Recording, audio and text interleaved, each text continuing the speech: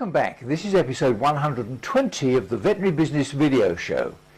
In today's show we'll ask who's underpaid in your practice, and we'll hear about the 7-step approach to problem solving in business. We'll learn something about the recent The Challenge is Clear, the Fight Back Starts Here meeting. We'll see how vets can infuriate their receptionists, and I'll offer you my quick business tip for this episode. I'm John Sheridan, and this is the show that helps practice owners, managers and clinicians just like you to build your successful practice into a great business.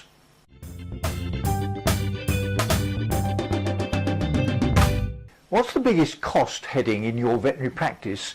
If you divide your costs into 3 categories, the cost of drugs and supplies, the cost of all the people and all the rest, then in most practices the cost of all the clinicians, management and support staff will come out top of the list.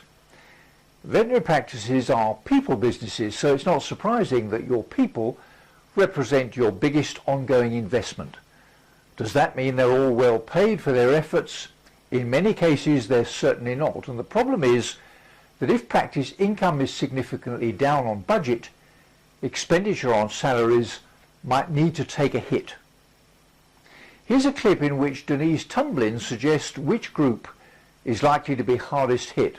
I think that in general, salaries are the thing that when practices are having trouble either paying their bills or really trying to manage their expenses, obviously compensation is one of their biggest expenses, so that's where they tend to go to try to reduce spending. And I think that particularly, if I were looking at all 3 of those areas, I would say the hardest hit area, if you will, in terms of perhaps managing that expense too well, is in the non-doctor staff. They are, in many practices, they are woefully underpaid.